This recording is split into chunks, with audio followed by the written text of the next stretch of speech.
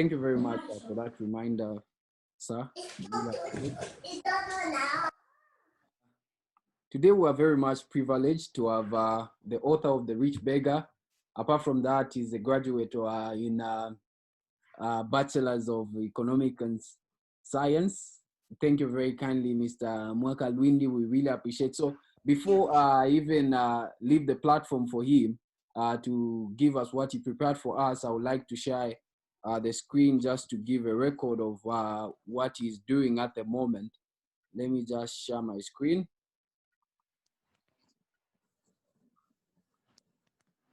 So Mr. Mwaka Lwindi is a graduate, a degree in Bachelor's of Economics and Science, and he has authored the book called The Rich Beggar. That is the reason why we're here, to find out what really prompted him to write such a book and what are the benefits of us reading this book. What kind of changes are we supposed to implement in our lives to change the narrative according to how he describes this, the Zambian paradox.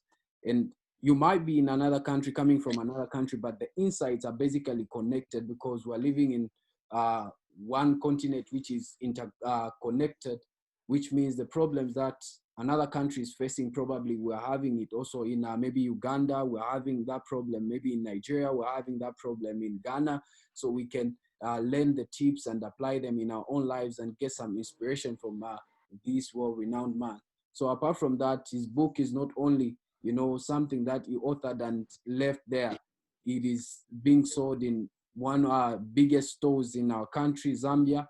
And those are just a few pictures that we took of the people that are reading the book, among us the many and thousands of people that have read these books, which is amounting to thousands of people that are reading his book. So that is just a brief background, but we'll allow him himself to introduce himself. Mr. Mwaka Lwindi, you are welcome, sir. We really appreciate. Thank you very kindly for offering or privileging us this rare opportunity to interview you on the platform and to share your experience and your knowledge in regards to the book that you wrote, The Rich Beggar, and how we can change the Zambian paradox, or in other ways, the paradox that we have always lived with as Africans. Thank you very kindly, sir. You can take over. Yeah, so I'm very honored to be on your platform. It's a rare opportunity and privilege to speak to intellectuals like you over what I believe are solutions to the economic challenges that we face. Because, you know, we face a lot of challenges in our country, and many times we just point at each other, you know, claim, okay, no, this is the person who's supposed to offer solutions. But then, you know, at the end of the day, it's all of us. We find that we all have a part in uplifting the lives of an average Zambian and just ensuring that we leave this country a better place than we found it. So I'm quite honored, and I'm very ready for all your questions. Thank you very kindly, sir. People wanted to hear your introduction from you yourself. So we can kindly ask so that you introduce yourself, what you're doing right now, the company that you're working for, you know, in terms of when you graduated. Yes. All right. So my name is Mwaka Lwindi. Even Timothy is my name. I graduated last year from the Copperbelt University with merit in Bachelor of Science Economics. Right now, I'm working with Atlas Mara here in Zambia. The bank, as you all know.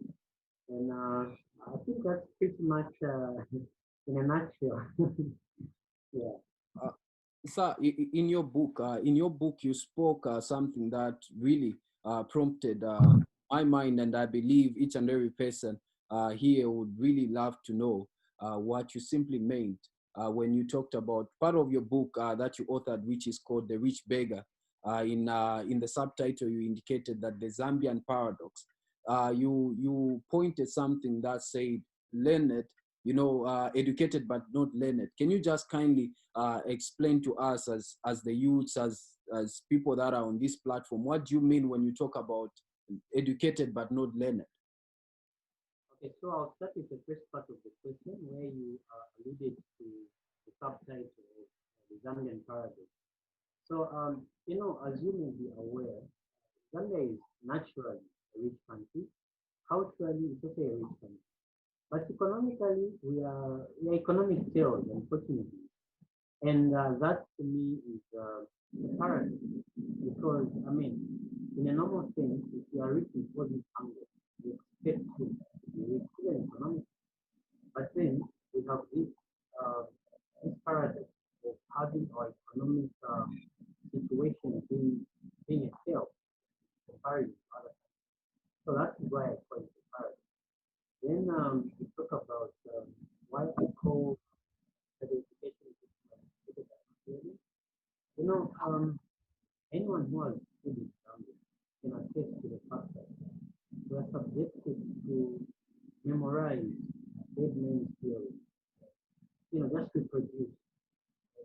As long as I reproduce, pass my exam, get that paper, the degree, the certificate, masters or whatever it is, as long as I have that paper, then people will say, okay, this person. But to me, I would beg to differ and be inclined to the fact that the mere acquisition of the paper doesn't necessarily mean someone is educated. Okay? It has to, education has to reflect even in our behavior, even in the activities that we do, even in the skills that we bring to society. Because, for example, I may claim to be a graduate, for example, in South Africa. I graduate and looking at the economic situation, Europe, then I just sit down and say, okay, no, guys, but in my backyard, I don't even have a car. So when you look at that, to me, there is more questions to answer. So if somebody claims, at least it has to also reflect in the activity they do, how they contribute to society. It is not enough to just get a paper. Getting a paper is just mere education, but applying that to me is being learned. So even as we pursue all these papers, people want, okay, people want, it's not enough to just get that paper and say I'm educated. Then hold arms, say, unfortunately, somebody doesn't find a job. It shouldn't end there. We should try to make it to society. So when we do that, then we're educated. So, sir, you talked about, like I said, in the how can one, like, at an individual level, uh, another thing that we noticed, uh, in your book. I'm asking about your book because there are very vital points. I believe in the attendance of this meeting would really love to see and look at the insights when they buy the book that you currently authored, The Rich Beggar. Uh, what do you think can be done? I'm asking this. What do you think can be done? Most of the times we hear ourselves as youths, we say the government is supposed to do this and that. What do you think should be done in terms of selling ourselves as youths with the talent that we have, not becoming victim whereby we have the talent, we have something that we can sell out there, but still be begging for peanuts, still be begging to be used for political violence, still be begging to just put food on the table? How effectively can we sell ourselves in regards to that? All right, so thanks, Solomon. That's actually a very vital question because unfortunately, that is what we are observing everywhere in Zambia, where people are just taking to, political figures and political things and things. And to answer your question, we have to look at ourselves as individuals and look at the skills that we have, the talents that we have, even just the knowledge. Okay? Because capital is one thing. Many people just know like financial capital, but even knowledge. You find that you may be skilled in graphic design. You may be skilled at say making videos. You may be skilled at even just memes, because the world is changing. Even things like memes are now becoming skills. So it's a matter of maximizing what you have, maximizing your talent, maximizing the knowledge that you have, and capitalizing on it. Because as long as we just keep waiting for a job that will come from obtaining a degree or a master's or whatever it is, then I think we're going to be frustrated because where we are going, look at the coronavirus. No one anticipated that it will come. And that is why today we even have a high rate of unemployment. So, in a nutshell, to answer your question, we have to look inward in ourselves. What talents do we have? What skills do we have? What knowledge do we have? When we capitalize on that. If we do that, then even being used the political, knowledge will become a thing of the past because it's hunger that is making people be used as political pawns, by political things and things. Yeah. Mhm. Thank you very much. Thank you very much. If you're having any question towards our speaker, Mr. Mwakalwin, you can just kindly type it. We are ending sharp at 45. We are done with 19 minutes. So if you're having any question in regards to our speaker, if you would like to connect with him, please just kindly type in the chat box and we'll give the details of how you can connect with him. So, sir, you spoke something about blind leader. That is one of the chapters in your book. What do you mean when you say blind leader? Are we simply being led by blind leaders, or we ourselves sometimes we act blinded by whatsoever that is taking place around our circle? Okay, so that's chapter 4, which is reading culture, and that is what I call the blind leader. Like in Zambia, for example, you find that our reading culture is very, very pathetic, very bad compared to the rest of the world. And how can you read if you do not read? Okay, because you do not know. You do not know where you're going. You do not know what other people are doing. So it's that poor reading culture that in our society that I call a blind leader. Because today, anybody who has more knowledge um, than you, it's very easy for them to be saved. Okay? There's what we call information asymmetry in economics. And a person who has more knowledge than you can use it against you. Okay? That is why lawyers say ignorance is not defense. Because they can use their ignorance and capitalize on it to gain whatever they want. And that is what happens in technique. That is why you find that we are now tied to a lot of aid and recognition because there is not much that we know as a nation.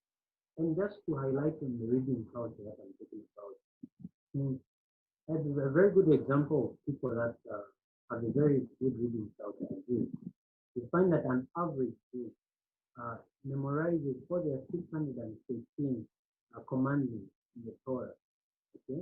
But today, as a Christians who claim to be the Christian nation here, we're even arguing about what which commandment is number 5 of the 10. Okay?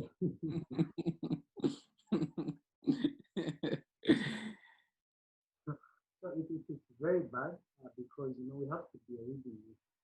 And that is why I propose different solutions of how we can improve the reading culture just from a tender age. Because if our kids or young brothers and sisters do not have that desire to read, even when they grow up, it's very easy for them to be deceived. And I call it a blind leader because anyone can lead you blindly. So in other words, if I can break it down for on my personal level to understand, in other ways, you're simply saying a person that reads books is someone that will lead people somewhere according to what they have gained or what they know. Is that what you're trying to convey to us? I think anyone who wants to lead people anywhere, they have to know where they're going. Okay? And we're the digital age right now, where we are in a global community, and we have to know what's happening everywhere. We have to have knowledge at least almost in anything.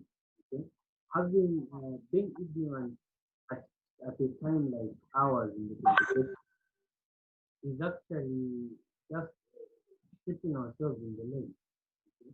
So that is why we have to be knowledgeable almost on everything. Okay? I do not have to know everything about medicine, you know, but there are basic things that we can know through reading. And not just a matter of knowing, even just cultivating our cognitive skills. That is how we improve and become better thinkers, become critical thinkers. Yeah. Right. So just a question again. We understand that writing a book is not something that is very easy. And you graduated. You graduated just in 2019, and you have managed to put something on the table that is really benefiting the nation in regards to adding value to the people, not only the youths, but also our Zambian leaders are reading your book. How did you manage to discipline yourself and to take action? We understand that people on the platform maybe probably do not have maybe they that interest of writing books, but there is something in them, something that they have always wanted to do. What advice can you give them in regards to the discipline that you disciplined yourself to take action, to make sure to go against the status quo, discipline yourself, make sure that you publish the book and you placed it on the market so that people can buy it? I think it's just a matter of committing to what we want to achieve in life. And I'm one person who some time back I used to argue a lot with my friends just about these random ideas on how the country can be better, complain and all that. But I realized that it's not enough to just complain and just say things like that. And I decided to say, okay, perhaps putting it in a book and putting all my ideas in a book would benefit the nation, would benefit someone out there. So I started writing when I was in my third year. That's 2017, and I completed it last year, somewhere June, July, somewhere there. And it's just a matter of commitment and being dedicated to, to the cause because I really wanted to author this book. I'm very passionate about our economic well. If anything, that is what prompted me to pursue economics because I couldn't understand back then why is our country very poor when we have countries like Russia where you are there, when you have countries like USA, when we have all these first world countries, but when our country is poor, our relatives are poor. Why is that the case? In seeking to answer those questions, I decided to pursue economics, even to author a book. I'm glad I found some of the answers to that question. Thank you very kindly. So, sir, is it possible to conclude that you are in the points that you are giving us? Is it possible to conclude that you are saying that we are actually the solution towards to the development of our country, of our continent, wherever we come from? Are you trying to tell us that we personally are the solution to that change that we have always longed for? Exactly, exactly. And to use Obama's words, he says, "Be the change that you want to see in the world." Okay? And we have all these ideas. We have this potential, but many times I think we tend to misuse it, and we just tend to direct it to behavior and activities that just drain us, rather than uplifting the lives of our country, of our relatives, and everyone in family. So we are the solution, and uh, that is exactly what I just put out because I shouldn't just fold my arms and say politicians are the ones who are going to sort out this thing. So it's only these people in government position. We are the solution. And each of us, we may not change the world as an individual, we may not change our country as an individual, but collectively, if we all put in our effort, someone starts keeping your feet, someone starts taking your feet, someone just, there are all these different small activities that can change the world and that can change our country. Thank you very much. I'll just take in one more question. I'll just take in a question from our viewers. There was a question Mr. Charles asked, how long have you been working with the current bank that you are working with? Oh, he's asking about the bank. I read it's the book. I, I saw the message. I saw it. I saw it. Oh, with the bank, I've been with them for 1 year. 1 year what? Oh, 1 year, yes, yes. 1 year, 3 months. I worked as an intern for some time. And, right now, now now have to contact them.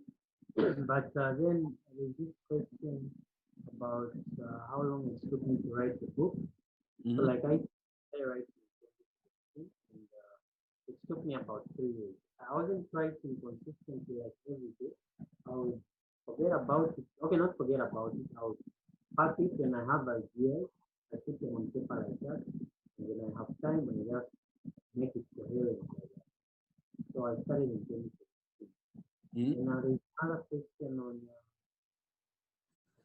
how we can connect with me. So I use Mwaka Lwingi on Facebook, even on Instagram and Twitter. Uh, those are the accounts that I use. And what measures have you taken to advertise your book?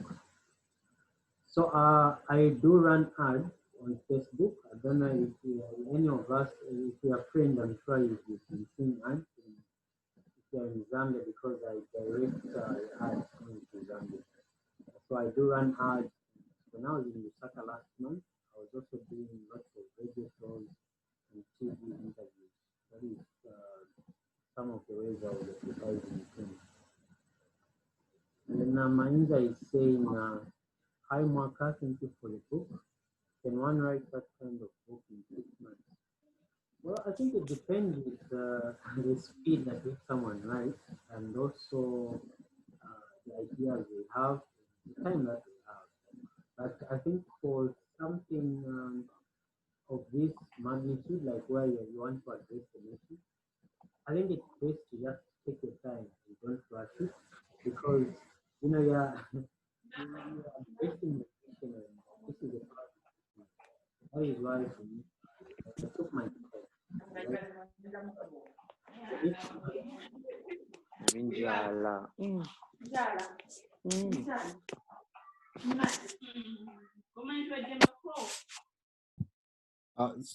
Sorry for that inconvenience. Sir, you can kindly unmute yourself. okay, then there's a question from Grace saying, what really inspired you to write the book? And what message are you trying to, you trying or hoping to deliver to ask the people who would come across the book? Okay, so what inspired me, like I said, is the desire for me to see our country better than it is, and to leave the country better than I found it. I was born in 96, I'll be 25 next month, and I'm not so proud of my country, of the things I've seen in the 25 years. I think there's a lot of things that we can do and that I can do. So that is what inspired me because I want to make a positive contribution. Then what message were you trying to deliver to the people? The message is simple. It's we are the change that we have been waiting for, especially us as youth.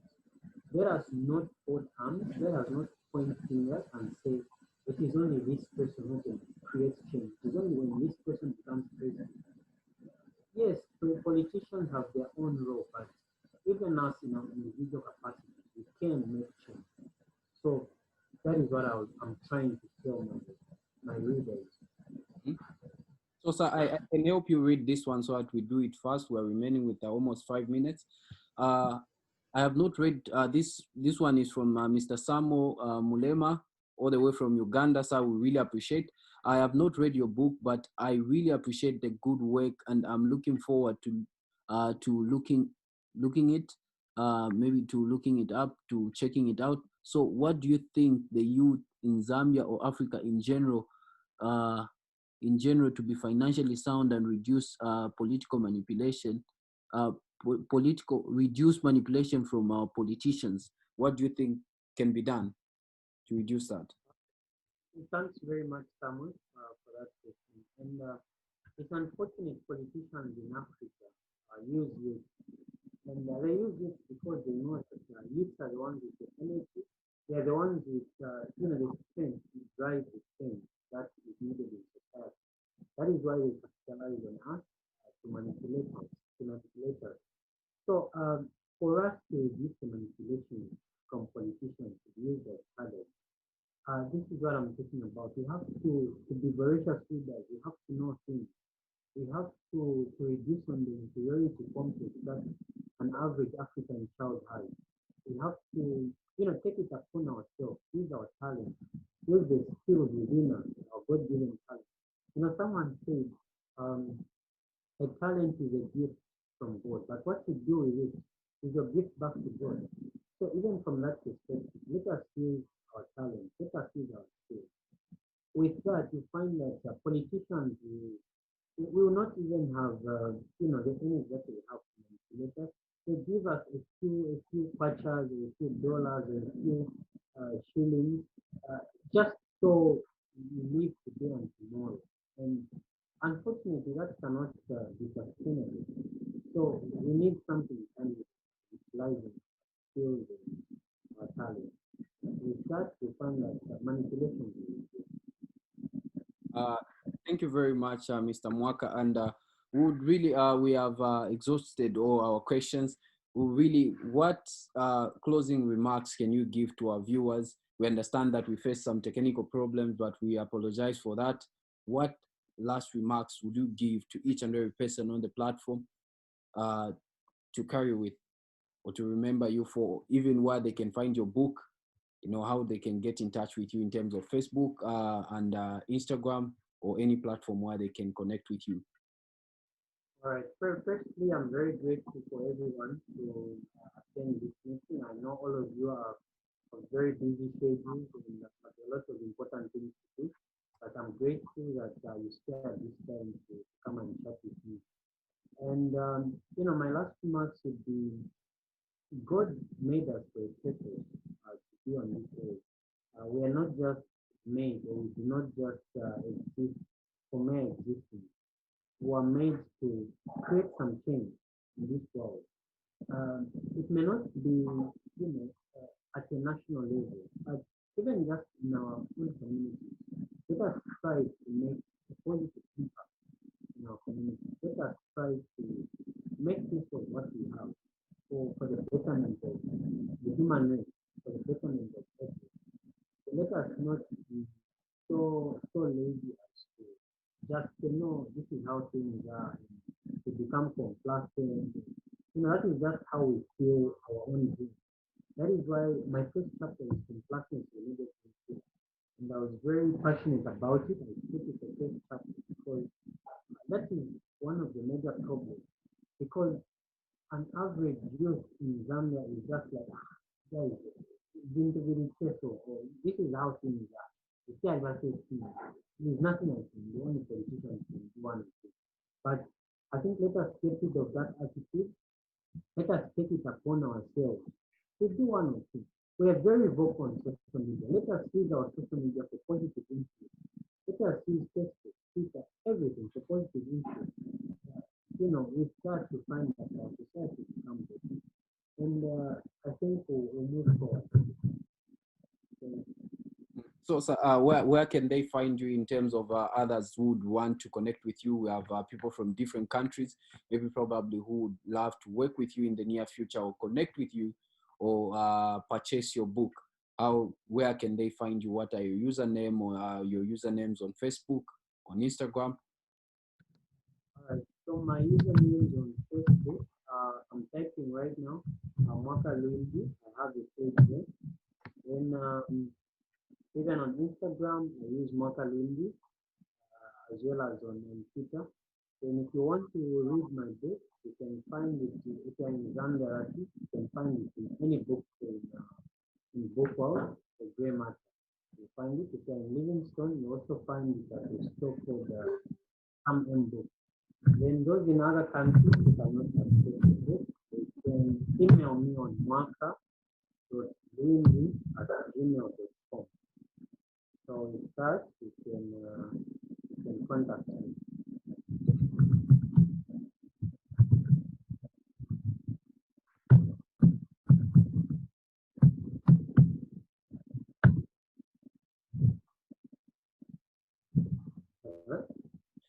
Alright. Thank you very much, Mr. Mwaka. We really appreciate for your passion for the youths and each and every person. I can see Mr. Daniel, we really appreciate all the way from Nigeria.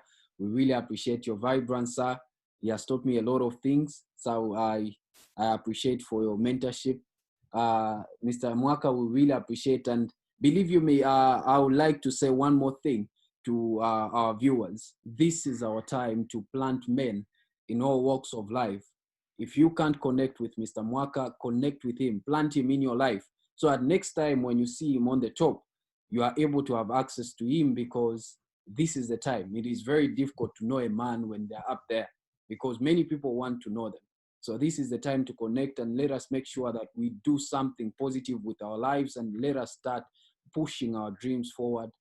Thank you very much. Until next time, we really appreciate, sir. Thank you very kindly for taking your time to honor us with this great knowledge that we have received. Will not become reluctant. Thank you very kindly. The Valas manifesting the hidden you. Till next time. Thank you very much, Mr. Mwaka. Alright, thanks very much, everyone. Others have a good night. Others, anyone time. Thank you. Thank you. Thank you.